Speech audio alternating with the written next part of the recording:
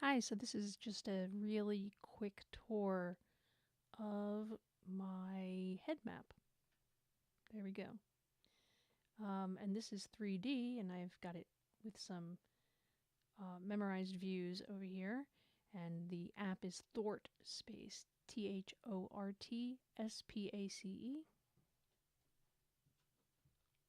So I'm in the main view. This is our top down map that looks a lot like. Oh, where did our map go? Well, there's a version here. So the top-down map with Pandora center, and everybody else as satellites around in the central room we call the front room. Um, so I used that as my basis for this, with Pandora in the middle and so on.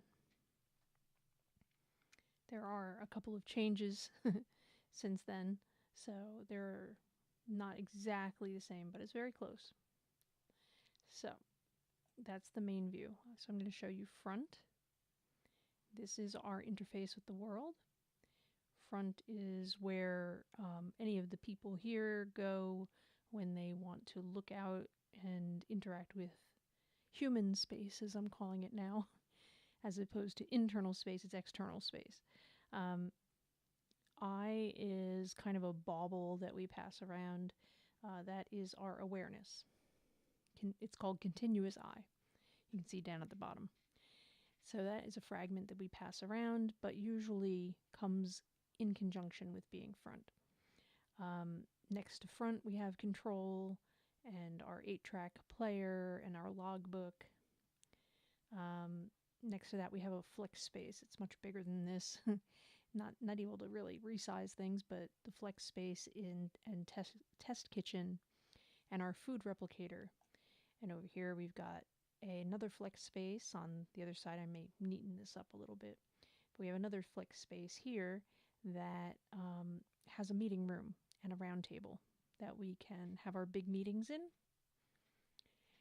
And we have a window we can see out of and a projector screen that I guess is attached to control, where it can project so that people back here can watch what's going on outside. So we don't all have to crowd into front in order to find out what's going on. Okay. This section here is the Christinas, these red guys and pink guys, mostly the Christinas. And they, how are we calling it? They're native residents of our system. They are not introjects, they're not walk ins, etc. So that's what these are. These are, because of the red lines, these are all memory places that we go to perhaps in flashbacks and other things. So we've got external spaces that are internalized to a degree. These are not always good places. In the case of Dragon World, it's just memories, really. There were some nasty things that happened there, but yeah, whatever. So that's stuff of stories that'll be in some of our books. Um, Shane is not in the outer ring. She's kind of in our headspace, and she's living inside of a box. The box is a fragment. We call it the black box, but it's a dark box with words scribbled all over it that say, no, no, no, go away. And she is stuck. And she has a direct line to hell. So that's a whole story in and of itself. But Isabeau and some other people are connected to hell, and that's going to be a fun adventure. Maybe we'll get to talk about with people. Scrolling along, there's a lot of stories here, but I'm not going to tell them all. This is a quickie.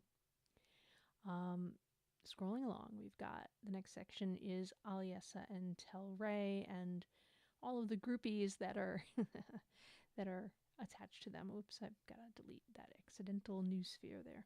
But we've got a whole bunch of groupies attached to them and places they remember. We have these guys are spirit guardians, so we perceive them as outside of our body, but In terms of psychology, nothing would be outside of our body because there are no spirits, so we put them in our system. And Aliesa has a tree in our headspace. Yes, it's a tree. She's a dryad, so that's her tree. And it's kind of a fragment or something. Uh, Sometimes, in a lack of better words for things, we make shit up. There you go. So that's Aliesa and Telray's section. Then we have Almarissa.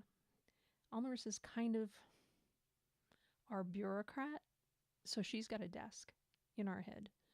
And it shows up in Frank's comics, which is kind of funny.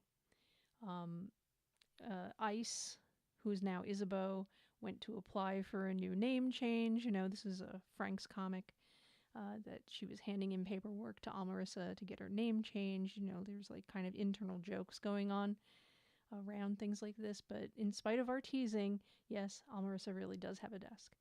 And she's next to, that's what we meant to do with that bauble. We meant to put it here. I think. No, we do have it. The memory chamber. Okay.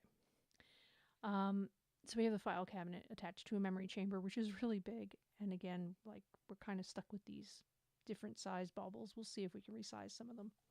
But the memory chamber is big. And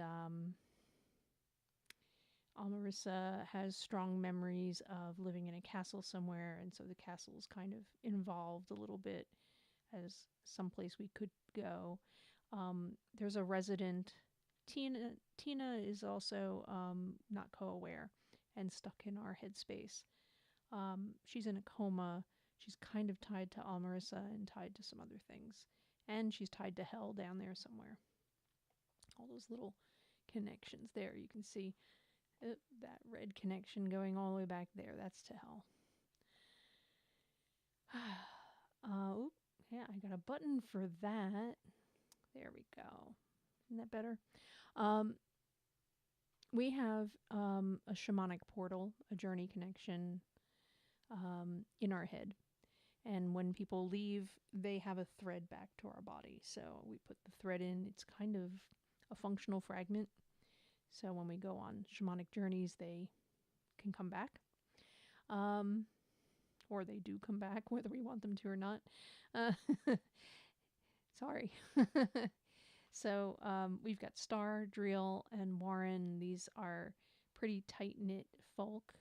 Driel is like a great aunt of Star's, and Warren is kind of stuck in Star's head inside of our body, so this is not entirely accurate. We haven't figured out how to untangle some of the connections yet. We haven't played with this map, and we had 2D to work in. Ever since we drew our first map, it was all 2D until we did 3D headspace just showing what it looks like to us, and didn't put the people in it. But we had a lot of the objects, like the pillows were there, the portal was there. So all the objects were there, all the functional fragments were represented. Then last summer we widened out our headspace and made it a lot bigger, which is the map that I showed you a moment ago. So here we are. We haven't untangled all our connections and made it neater yet. Now that we're in kind of 3D, we're really still technically in 2D on a sphere. It just looks neat, right? It's still kind of 2D wrapped around a sphere. I would love if we could stack things and fully move them around in 3D space ourselves, not just lay them out on top of the surface of a planet or the sun. But anyway, so we've got some other externals. We've got all of our Reiki guides that are tied to a bunch of people because a bunch of people got the training for Reiki. And so there's a bunch of people who are our healers in the system, including Star and Driel. And Star, well, it's in some of our stories. Star was kind of the victim of an experiment in a past life, and she was multiple when she got here. Basically, that's the best way to put it. So there's a chain, a kind of a curse or something that's attached to her, and so there's some weird things going on there. And so we'll go to, okay, we got Moonlight And Mickey's kind of a little bit further back. We weren't sure how to really categorize him. He's a gatekeeper of this little system, but he's not a main gatekeeper of the whole system, so we weren't sure what to do about that. But he's attached to Moonlight kind of in a subsystem way. Um, and we have this other weird thing where there's a couple of people that the Reds are. Oh, and well, no, those aren't. But these Reds are what do we call it? Natives. Okay, that's the way we put it before. Natives to the system, where the guys in blues are introjects or walk-ins, depending on how you look at it. So we got Magpie, who we decided to play with putting a question mark on, because we're not sure where she goes, but she seemed to kind of fit here. And we've got Nobody, Invisible, and Robot, who are, as far as we know, native to the system, but you never know. We're not quite sure. I mean, everything's subject to change, really. And we have some external places that people journey to, as opposed to memory places. Oh, that should be a memory connection, I think. Who knows? Anyway, so that one may be wrong. Work to do. It's always wrong. And then we're back to where we were in the beginning. So this is what kind of matches our old 2D map, with some of the people wrapped around the edges of the planet where you can't really see them well, instead of sprawling off into space. Anyway, the program is interesting. We set this up and it wasn't very hard. We already knew a lot of the connections and redrew them in here. Let me show you something. So it's neat because the connections go through the planet. So that's kind of interesting. So we should be able to look at this and maybe figure out some ways of untangling it. Like, can we put all the healers in one place? But I don't think so, because there's connections between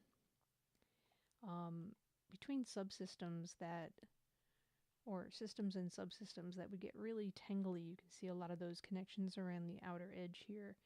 We really did put people with the most connections in the same place so that there was less, clutter going through the center of the system. Now this kind of translates now into how we're trying to think of our spaceship model, which is what we were looking for 3D for. We wanted kind of a spaceship.